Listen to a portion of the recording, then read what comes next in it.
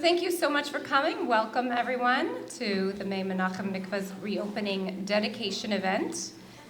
Can everybody hear me okay? Okay. All right. So I'm Ellie Stone. I'm of the Mikvah committee, and I've been so honored to be a part of this renovation team along with Marcy Ross, Rabbi Raskin, Yael Raskin, Shani Raskin, and Brooke Bryant, as well, of course, as Rabbi Raskin. Our beautiful original mikveh opened nearly 30 years ago, but after 30 years showed significant signs of wear and tear and was in dramatic need of renovation.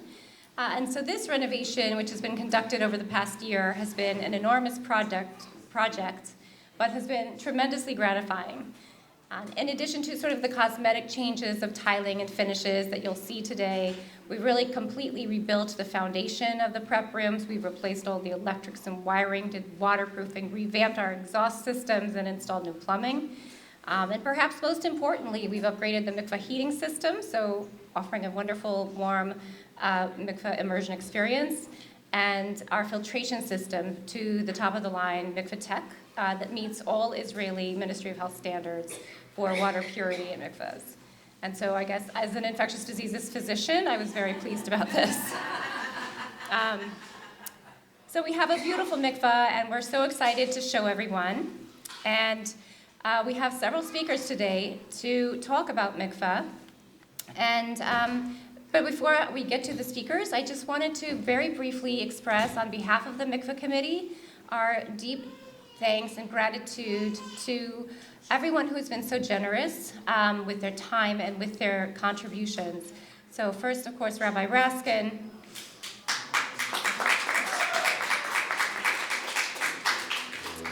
And our partner, Mikvah USA, which has been phenomenally generous.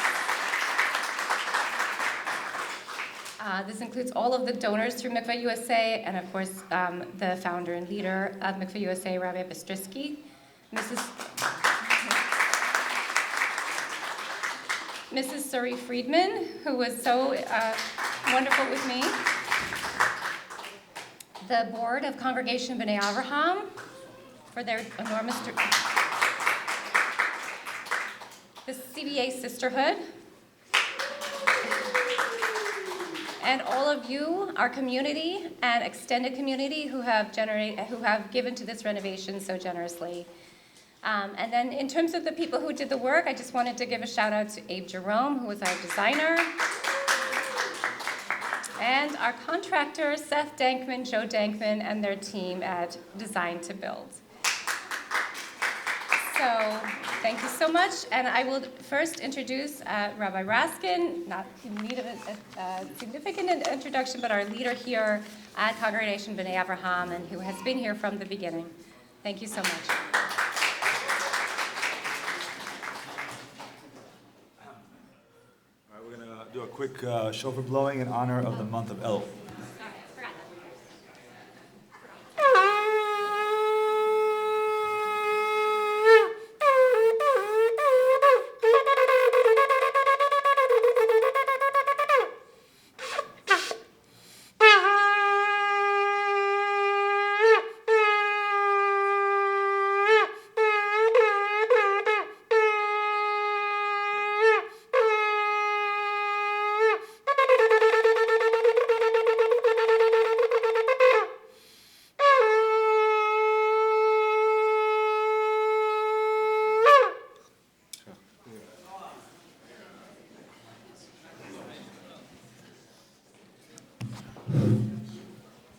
Ze hayoim asa Hashem nagila v'nismecha boi. Today is the day that God has chosen.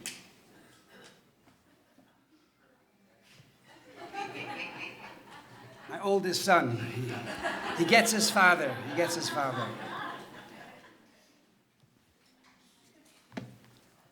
Today is the day that God has chosen. Let us delight and rejoice in Him.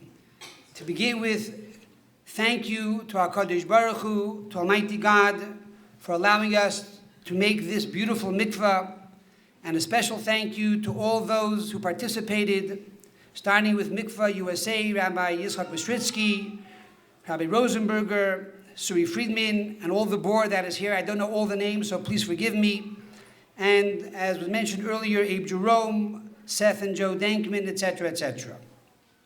Finally, there's one person who I want to give a shout out, and that is someone who dedicated literally 24/7 of her life, who coordinated from start to finish to make sure that this mikvah would be completed. She gave up her profession, she gave up her family, she gave up her kids, she even gave up her husband, none other than Dr. Ellie Stone.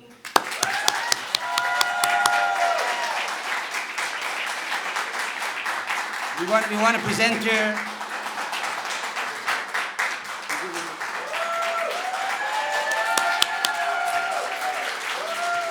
Okay. There are many speakers here this morning. I'm going to keep it very short. But I want to share one very important thought. I spoke to my aunt just this morning, and she shared with me the following. In the 1950s, Rabbi Chaim Gutnick, the rabbi and shliach to Melbourne, Australia, was asked by the Lubavitcher Rebbe to teach the laws of mikvah, family purity, to his community. And Rabbi Gutnick told the Rebbe, I don't think my community is ready for these laws. The Rebbe said, doesn't matter. You go and you make flyers and you make ads in the paper. You bring the people and teach the laws of mikvah. And so he followed the Rebbe's instructions and he did what the Rebbe said. A few months later, he came back to New York and the Rebbe said, no, so how did the campaign go? He said, Rebbe, only one woman showed up. And the Rebbe said, nor ein froi, only one woman. Moshe Rabbeinu hakahat nor ein mame. Moses only had one mother. Now, from this story, there are two very profound lessons. And that is, even if one more woman will go to our mikvah, one more lady will dip and immerse in these holy waters, it was worth the time, the effort, the money, and all of the participation to make it happen. And number two, if you want your child to be a Moses, if you want your child to be a leader, to be ethical, to be a teacher, then you need to immerse in the mikvah. We hope and pray in this chus, in the merit of this great mitzvah, God will bring the holy waters upon the Jewish people with the coming of Mashiach from Heida Abimenu. Amen. Thank you.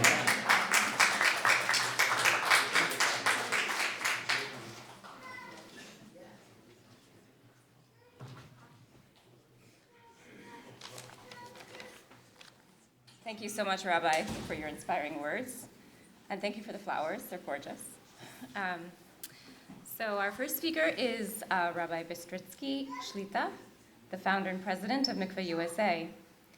Rabbi Bistritsky has dedicated himself to ensuring that all North American Jewish communities have a proper kosher mikvah. And what started as a one-man effort quickly blossomed into a large and effective professional organization, Mikvah USA. He remains personally involved at all levels of Mikvah USA and derives fulfillment from every project. And we're so fortunate for his guidance and his generosity, and we're so proud to be able to welcome him and very honored that he's here. Thank you.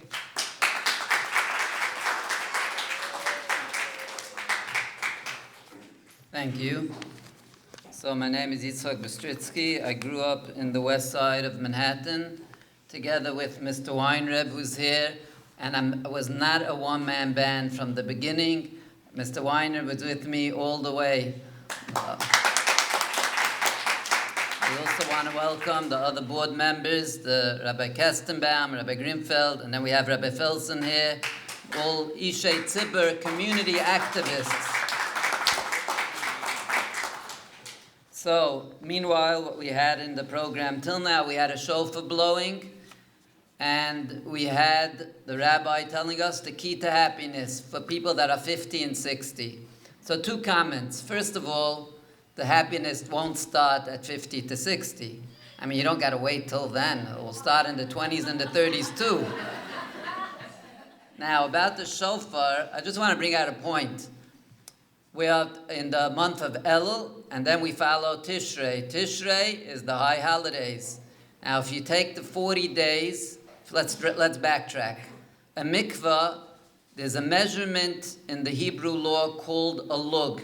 It's about 14 ounces. That's a lug. The minimum measurement of a mikvah is 960 lug. 40 days, okay, no phones. 40 times 24. Anyone? 40 times 24? 960. 960 lug is the minimum amount of the water in a mikveh. The days from the beginning of Elul till Yom Kippur is 40 days, 960 hours.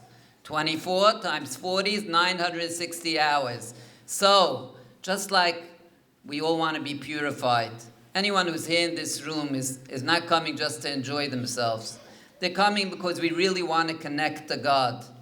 That's our goal in being here, our goal in life, and our goal especially in these days of preparation for the high holidays.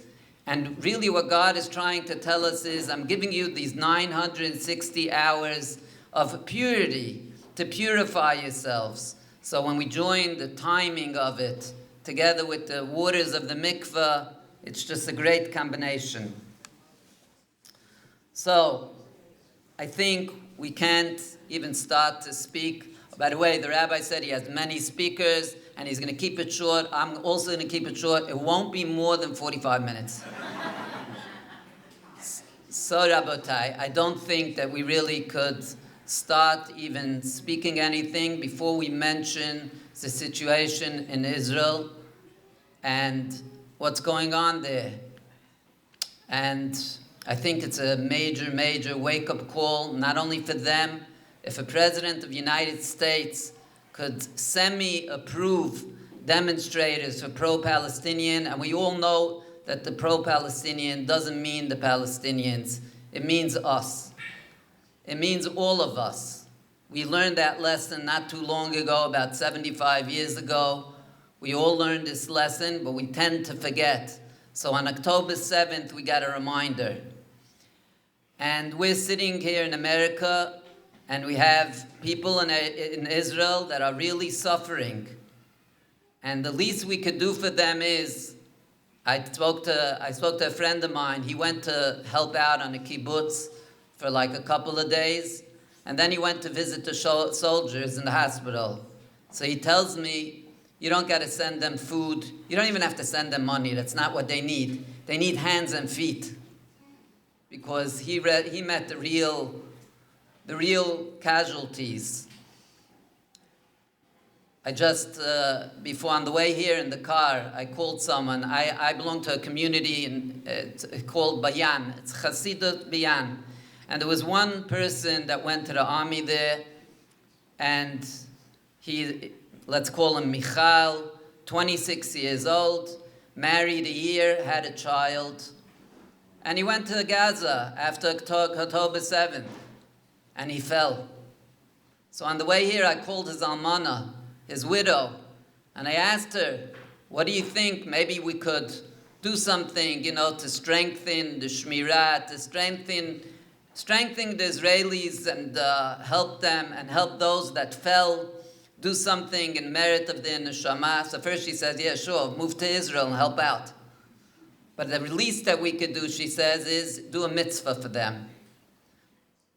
Many women have already at least tried it for 2-3 months, start going to the mikvah, start using a mikvah, seeing the benefits of a mikvah, seeing the benefits of the laws of the mikvah, and they do it to Leilu Nishmas, or in merit of a soldier And that's the least that we could do. We have to start reconnecting. That's all about life. I once saw a pshat, I once saw a commentary. David says in Tehillim and Psalms, David says, Kagamul alei ima. He says to God, I'm just like a small baby that's on his mother's lap. If you walk, let's say someone's traveling. I'm traveling. I come from Borough Park, not that far from Brooklyn Heights. So if someone would call me in the beginning, I'll tell him, he asks me, where are you? I'll say, I'm on Ocean Parkway. If he'll call me a little later, I'm on the BQE. There was traffic on the way so I went with the streets. I went this street, that's Atlantic Avenue. But if someone would call a baby that's sitting on his mother's lap, where are you? Small cell phone, teeny microphone. Where are you? What would he answer? What would he or she answer? I'm on my mother's lap. And if someone would call a little later, would she say, or would the baby say, I'm on Atlantic Avenue? No, I'm on my mother's lap. David says for Hashem, David says for God, I'm on your lap. Kagamul alei imay, I'm connected to you wherever I am, in any situation that I am. It's all about connection. And it's connection to God, and it's connection to our spouses. And someone once said that the connection of two people, a relationship of two people is like a line. And a line is easily broken. What do we do to strengthen that relationship, that connection? We add on another line. We make it into a triangle. A triangle is the strongest geometric figure that there is. And when we bring God into our lives, when we bring God into our houses, we have to realize Judaism is not a once-a-week religion. It's not just a Saturday or a Sunday or a Friday religion. Judaism is a 24/7 religion.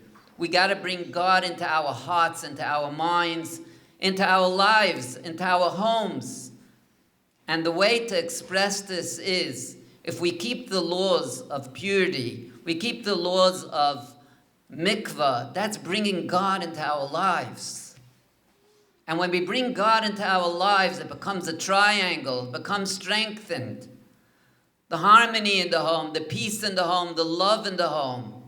It strengthens our relationships. And that's the key that the rabbi said brings to happiness. I was thinking there are two mitzvot that we see that Am Yisrael, the Jewish nation, had mesirut nefesh. They had self-sacrifice for these mitzvot. You have extreme self-sacrifice, brit milah, circumcision.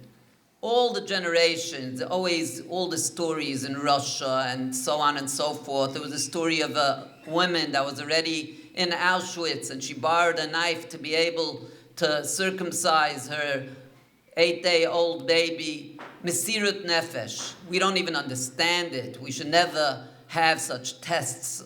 We should never have to have that mesirut nefesh. And then there's another mitzvah that many of our ancestors, and we're not talking about people that are not related to us. Our ancestors, all of us sitting in this room, our babis, our great-grandmothers, great-great-grandmothers, it wasn't easy for them. It wasn't like today. They went through hardships to use a mikveh. I didn't see the mikveh yet, but I'm sure you don't have to break the ice in this mikveh. I'm sure, but there's maybe a different type of ice that we have to break. Each and every one of us, we all have a fire burning in our hearts. We have a fire burning in our minds. We have a fire burning in our souls. But sometimes there's a layer of ice that just covers that. And what our job is to melt that ice, to ignite the fire, turn up the fire, our fire of connection, our fire of love to God. Express it by keeping His commandments. And it's a lifelong work. But, as the rabbi mentioned, it reaps the greatest goal of a human being, happiness. I have a note here that someone, for those that don't know, the laws of mikveh. mandate a certain amount of days of separation. So a lady wrote in, it's a new thing. It's like a revolution in a family. It's a nice revolution. It's a beautiful revolution, and it changes. It brings in peace and restfulness in a marriage. So the lady writes in like this: at times, taking a step backwards helps both of us get a better view of one another. Not being able to rely on physical demonstrations of love has forced us to develop the other dimensions of our relationship. My husband and I have slowly figured out alternative ways to show our affection for one another. We go out for dinner, we take walks, we phone each other at the office just to say hi. Learning new ways to connect and to communicate has really helped to appreciate one another in a whole new way, and it has strengthened our relationship. So, let's work on strengthening our relationships. Our relationship to God, our relationship to our spouses, and our relationship and connection and responsibility to Am Yisrael, to the Jewish nation. Let's connect to our ancestors by having a certain level of self-sacrifice, of mesiras nefesh, even if it's not so easy for us. You do it for the soldiers in Israel. Do it for the wounded. Do it for them. Do it to bring comfort. And you'll reap the benefits.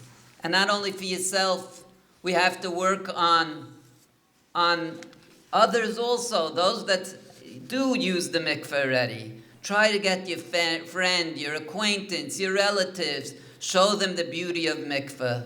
They'll be so thankful to you. I just want to finish with a prayer that some say before immersing in a mikveh.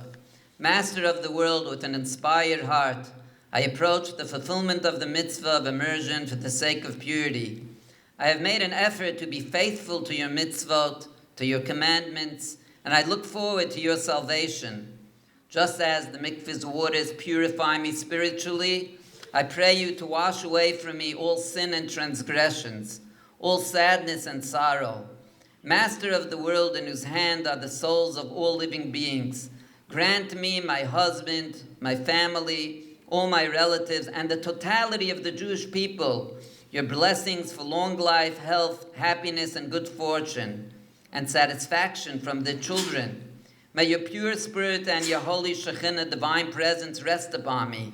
May it be your will that our house be a house of peace, a house of love, and a house of brotherhood. May your grace never depart from us, and may I always be worthy of the purity appropriate to the women of your nation, the house of Israel. Amen.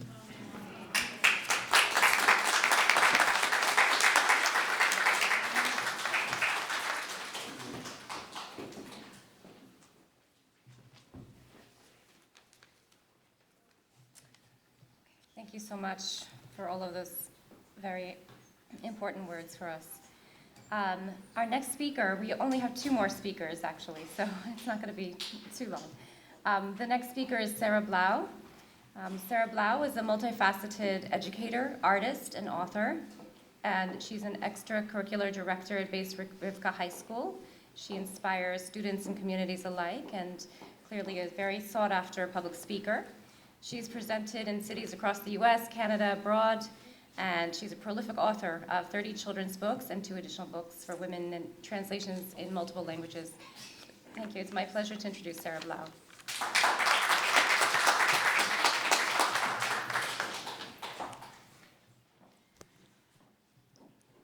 The phone rings in the locker room of a gym, and a guy picks up on speaker, and there is a woman's voice on the phone. And she says, "Hi, are you at the gym?" And the guy says, "Yeah." And she says, "I just saw a coat. It's leather, it's beautiful, it's on sale for $1,000. Can I get it?" Everyone's listening. And he says, "Sure." She decides to push her luck more. And she says, "I was thinking that our car has been getting very old. And I was just passing by Mercedes, and they have their new 2024 or 2025 model." He says, "How much is it?" And she says, I don't know, I think it's under $100,000. So he says, of course you should get it. She says, you sure? He says, yeah. She goes, and you remember that house that I wanted that was going for $3 million? I saw the owner put a sign that it's only 2.5. He says, grab it. It's a steal of a deal. She's like, thanks so much. I love you. He says, I love you too, and hangs up. Picks up the phone, looks around the room, and says, anyone know whose phone this is?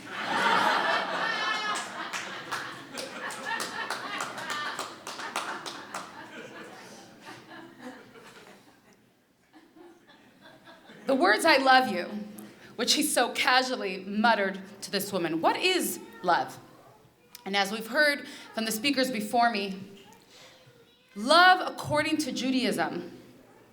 This question is like probably the most commonly asked question. What is love?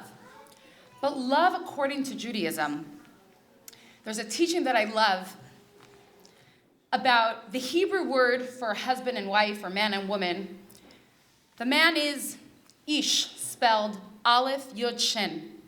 And the woman is Isha, spelled Aleph Shin Hey. The two Hebrew letters, Aleph and Shin together, spell Aish, fire. Now fire is wonderful when it's cackling in a fire pit or you're using it to barbecue and grill. But fire can be dangerous. Aish on its own can be dangerous. But those other two letters are a Yud by the man and then a Hey in the woman. Those two letters are God's name.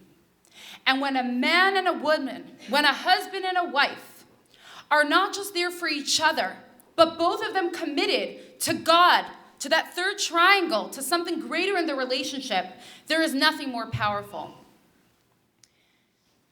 15 years ago, there was a woman I know that was at the end of her 9th month of pregnancy with her first child. She was excited to make her parents, grandparents, and her grandparents great-grandparents. She was the oldest on both sides, and there was a lot of family excitement. 2 weeks before her due date, the doctor thought something was wrong, maybe the baby was breech. But unfortunately, upon further testing, it was discovered that the baby had a condition that would make it not compatible with life. And even if the baby would be born alive for a couple of hours, after a couple of hours, the baby would not be able to make it. And it was devastating for this young 20-year-old girl who had such hopes and dreams and was dashed not only for herself, but the entire generations before her. She delivered the stillborn, and then it came time for Mikvah.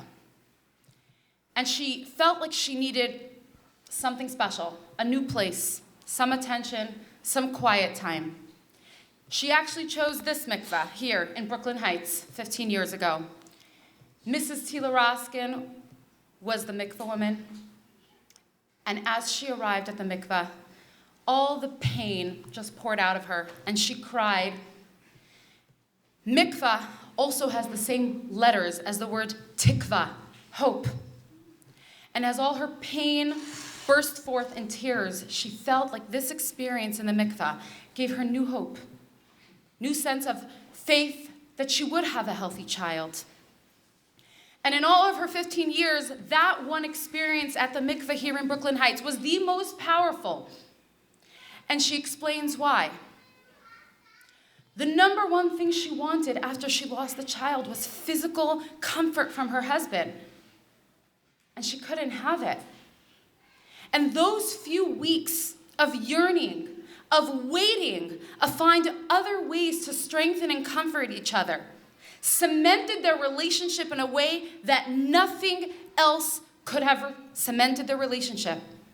That love, that power, by bringing God into that picture, that commitment that as difficult as it was, we are committed to this mitzvah, made that experience the most powerful mitzvah experience she ever had. It feels like full circle that I get to be standing here today as you're reopening this beautiful mikvah, because I was that woman who 15 years ago came here.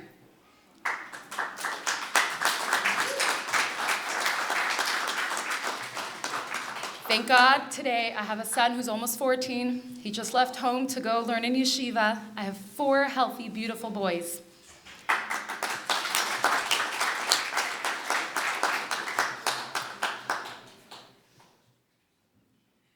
This mitzvah is called Taharat HaMishpacha, family purity, and not Taharat HaIsha, a woman's purity. Because this mitzvah does not only uplift the woman, it uplifts the entire family, the entire home. It allows the couple and the marriage to be the cornerstone, the bedrock of the home and the relationship. A thought actually occurred to me a few days ago as I went swimming in a local pool. There are 2 kinds of pools.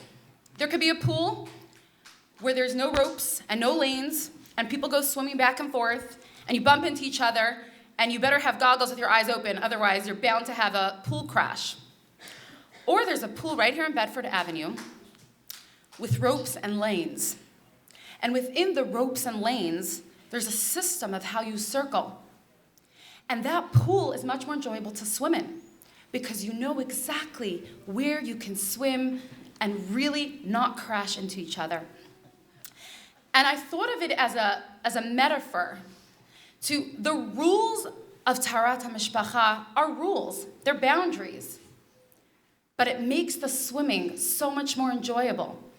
Because for 2 weeks, you're counting down to when is mikvah, and then 2 weeks, you know you only have 2 weeks, and when you are limited, it actually brings out a strength, a commitment, and a power that otherwise wouldn't exist. I heard a very powerful story from a woman, Mrs. Mansouri, who runs a mikvah in California.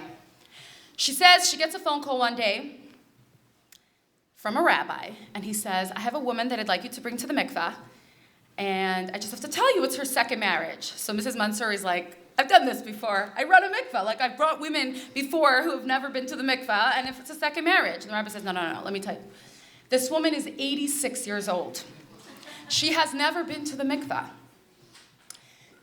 What happened is that there were 2 couples that had been friends for 50 years, and they had done so much together, from golfing to going out to eat to raising their children. In one couple, the husband lost his wife. The other couple, the woman lost her husband. And these 2 met every day at a senior center, and they did activities together, but they both went home at the end of the day feeling very lonely. And so one day he said to her, why don't we marry?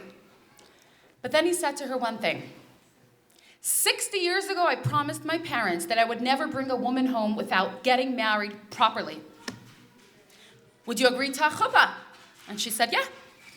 And so he called the rabbi, and the rabbi said, sure, I will marry you, but your new bride would have to immerse in the mikvah.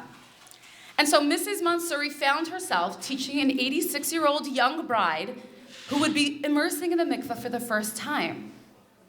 But this woman brought her daughter-in-law with her to help her.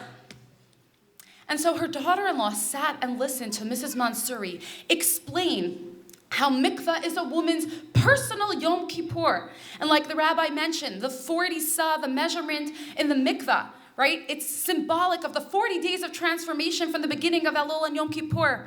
And it's your personal moment with God. This 86-year-old woman was inspired. She went to the mikvah. She realized she had to remove her dentures for the mikvah. She had a wedding. And a few weeks later, Mrs. Mansouri gets a call from the daughter-in-law. Can I also immerse in the mikvah? And Mrs. Mansouri says, sure, and you're already prepared. And she went through all the weeks of separations and immersing. A few weeks later, Mrs. Mansouri gets a call from the daughter-in-law's daughter-in-law. And she says, my mother-in-law told me about this amazing experience and opportunity. Can I also immerse in the mikvah? And Mrs. Mansouri said, can you imagine 3 generations of daughters-in-law that got to immerse because one elderly woman was inspired And she was especially inspired from learning that even going to the mikvah once, at her late stage, retroactively, she can purify and uplift and make holy her entire life. And that's what each of the daughter-in-laws were so inspired by. So as much as we're talking about 20s and 30s and 50s, it's never too late. 60s, 70s, 80s, 90s. Let's break a record here.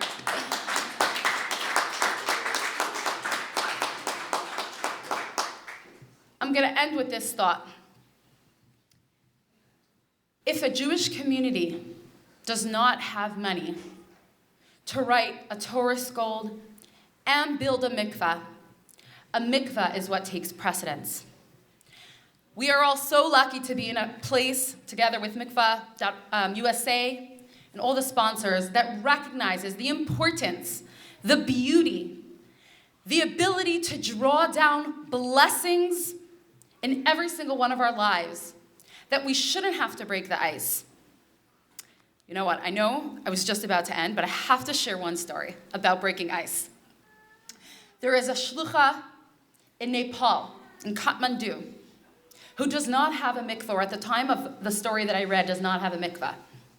And she was once sitting at home and she got a knock on the door from an Israeli woman named Limor. And Limor came in, sat on her couch and started crying. And she said, I'm married for 10 years. I think it's over. I think I want a divorce. And the shlucha said, what's going on? And she poured out her heart, how everything started off well, but they struggled and they didn't have any children. And they were really giving it one last shot, going on a trip to Nepal, India, China, and if it wouldn't work, she was going to get divorced. And she felt like there was just no spark left in the relationship. And Mrs. Lifshitz said to her, why don't you come to the mikvah? And she said, I'm not religious. I don't do mikvah. And she says, you don't have to be religious. Go once. And then she says, but I have to warn you, we don't have an actual mikvah here. We have to travel by bus an hour and a half, and then hike up a mountain for an hour, and there we go to a river that nobody is there. We break the ice and we go into the mikvah. Now, Limor's eyes shone from the experience. She said, I'm in. So the shlucha's husband spoke to her husband, and there they traveled on the rickety bus an hour and a half in Nepal, and they climbed the mountain, and they arrived at the river, and the view was stunning. And there were monkeys there in the wild. Night fell, the stars came out, the shlucha took out an axe, broke the ice, and Limor immersed. And then the shlucha didn't hear from her for months. She didn't have her number. She had no idea what happened with Limor. 10 months later, from that mikveh immersion, she gets a phone call from Limor. And Limor doesn't say a word. The shlucha hears the sound of a baby crying. And they named their baby, who restored not only a child, but their marriage, Nesya, a miracle from God. And so I end off with a blessing that all of us should experience miracles from God with our renewed commitment to mikvah, and may our Jewish brothers and sisters in the Holy Land of Israel also experience all the miracles, Nesya.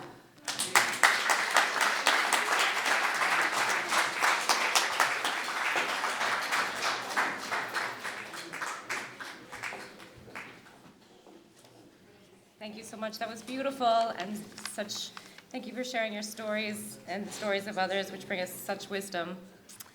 And our last speaker is one of our own from Congregation B'nai Avraham. This is Maxine Weisenfeld-Goldman, originally from Great Neck. Went to North Shore Hebrew Academy, moved to Brooklyn Heights in 2019 to attend Brooklyn Law School. And she immediately got involved in the shul. She's been here ever since. She works as a district attorney at the Brooklyn DA's office, acts as a chapter advisor for Sigma Delta Tau sorority, helping with their Jewish partnerships. And she got married 6 months ago. Thank you, Maxine.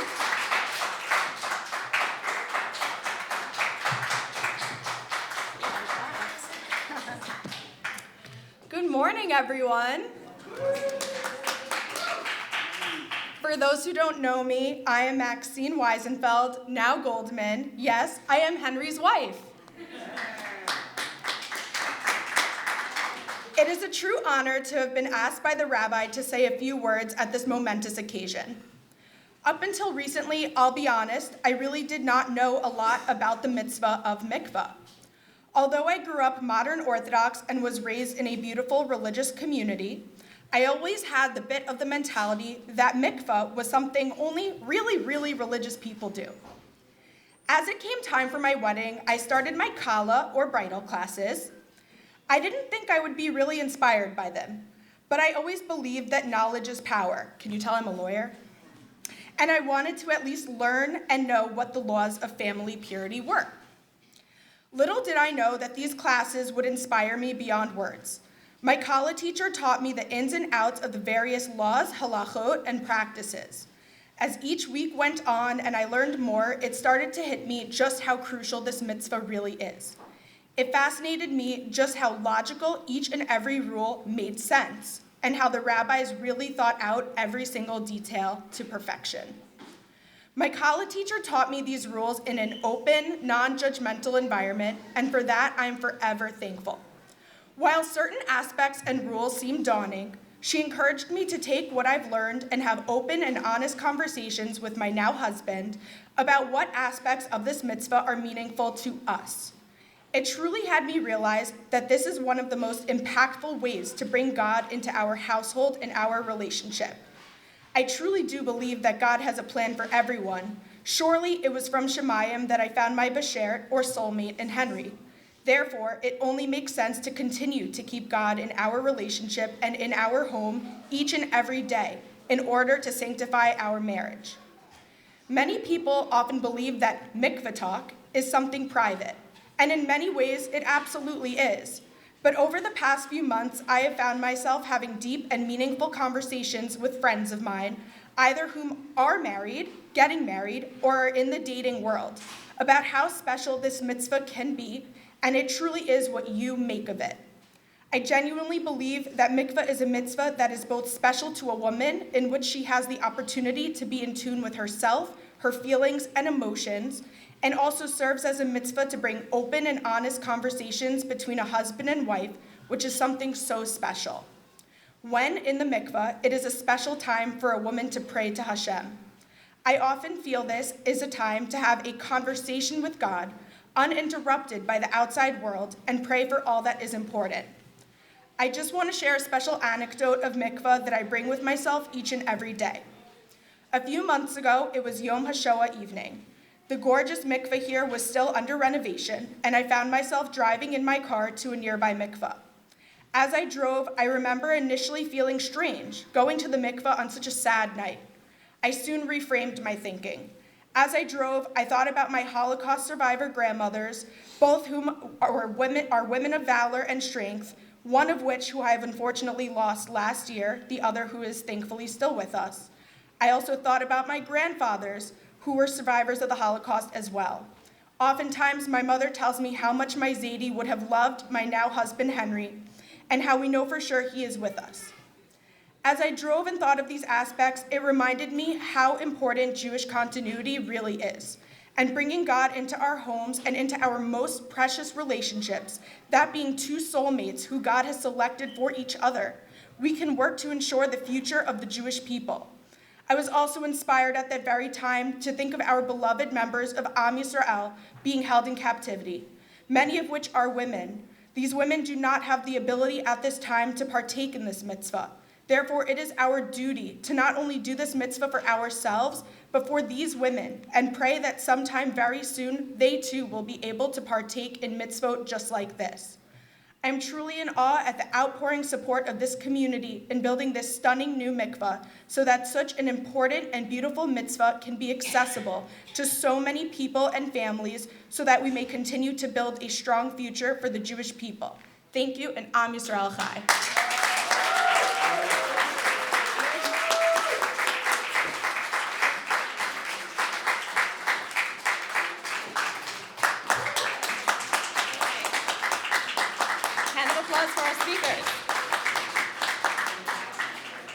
So that's our presentation, and I think at this point, if people would like to go sort of meander outside, we'll go ahead and do the ribbon cutting and then have a tour of the mikvah. All right?